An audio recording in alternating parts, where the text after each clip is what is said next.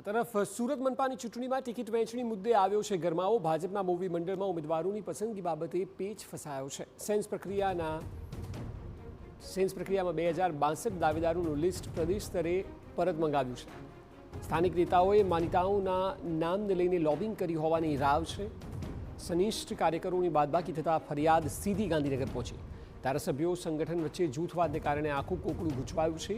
પાટીદાર વિસ્તારના ઉમેદવારો નક્કી કરવામાં હજી પણ ખેંચતાણ છે। નામો પર પુનઃવિચારણા બાદ જ અંતિમ નામ જાહેર થશે।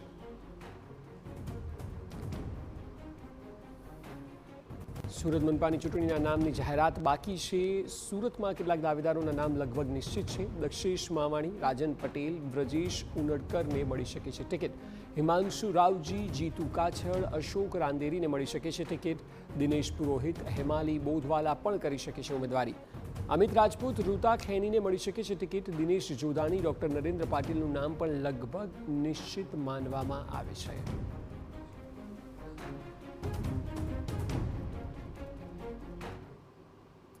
આપણી સાથે સુરતથી અમારા સંવાદદાતા બળદેવ સુથાર જોડાયા છે। સીધા તેમની સાથે વાત કરીશું। બળદેવ, જે સમીકરણો અત્યારે જોવા મળી રહ્યા છે, ક્યાંક ખેંચતાણ છે। અમુક બેઠકોને લઈને શું લાગી રહ્યું છે કે જૂના જોગીઓને રિપીટ કરાશે અથવા તો નવાને સ્થાન મળશે? સ્ટ્રેટેજી શું હોઈ શકે છે?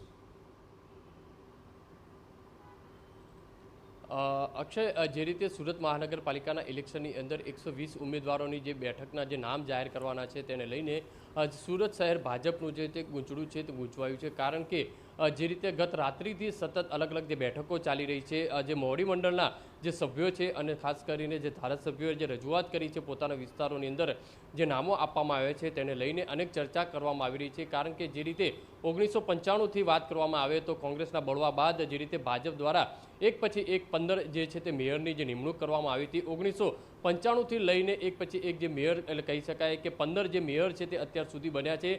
છેલ્લા મેયર એટલે કે દક્ષેશ માવાણી જે બન્યા હતા અને ત્યારબાદ જે રીતે આ 2026નું જે સુરત મહાનગરપાલિકાના ઇલેક્શનને લઈને ખાસ કરીને જો લોબિંગ કરવામાં આવી રહ્યું છે, સ્થાનિક ધારાસભ્યોના અલગ અલગ જે 4-5 જેટલા જે નામો આપવામાં આવ્યા છે તેની પર ચર્ચા કરવામાં આવી હતી।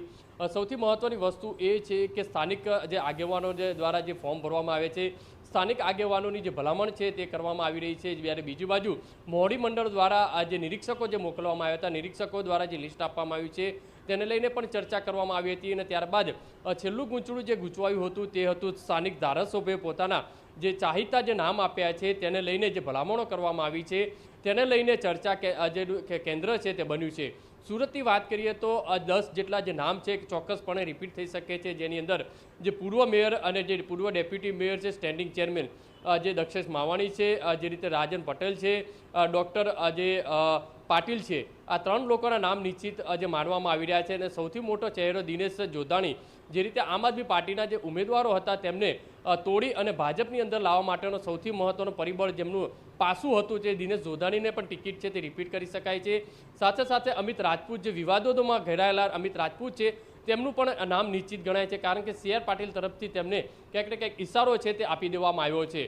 જ્યારે અહીંયા સુરતની વાત કરીએ તો સુરતની અંદર 3 લોબિંગ ચાલી રહી છે। એક તો સ્થાનિક સંગઠનની જો લોબિંગ ચાલી રહી છે, જે ડેપ્યુટી જે CM છે હર્ષ સંઘવી તેમની પણ જે ચાહિતા જે ઉમેદવારો છે તેમના નામ મૂકવામાં આવ્યા છે।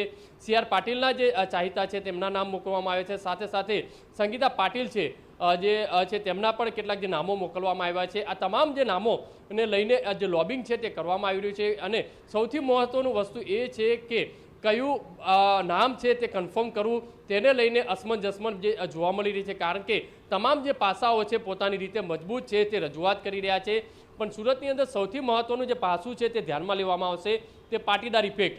કારણ કે સુરતની અંદર ભાજપ સામે જે લડત આપી રહ્યું છે તે કોંગ્રેસ નહીં, માત્ર આમ આદમી પાર્ટી છે તે લડત આપી રહી છે।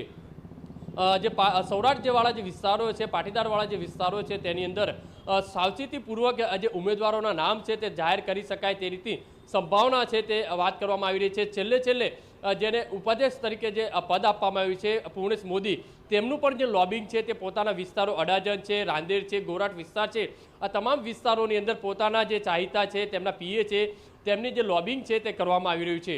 એટલે કે આ તમામ બાબતોને લઈને હાલમાં મોડી રાત સુધી જે રીતે બેઠક ચાલી હતી અને જે રીતે અત્યારે માહિતી મળી રહી છે તે પ્રમાણે 12 વાગ્યા પછી સુરત શહેર જે મહાનગરપાલિકાના જે ઉમેદવારોનું નામ છે તે ભાજપ તરફથી જાહેર કરી શકાય છે, કારણ કે જે રીતે જો નામ જાહેર કરવામાં આવશે અને જો ભાજપના ધારાસભ્યોના જો ચાહિતાના નામ જાહેર નહીં થાય તો ક્યાંક ને ક્યાંક સ્થાનિક જે છે મંડળ છે તેની અંદર નારાજગી જોવા મળશે, સ્થાનિક ધારાસભ્યોની અંદર પણ નારાજગી જોવા મળી રહ્યા છે। તે રીતના સૂર છે અત્યારે સુરત શહેર જે રાજકીય પરિબળો છે તેની અંદર જોવા મળી રહ્યા છે ચોક્કસપણે। જી બિલકુલ, આભાર સમગ્ર માહિતી બદલ।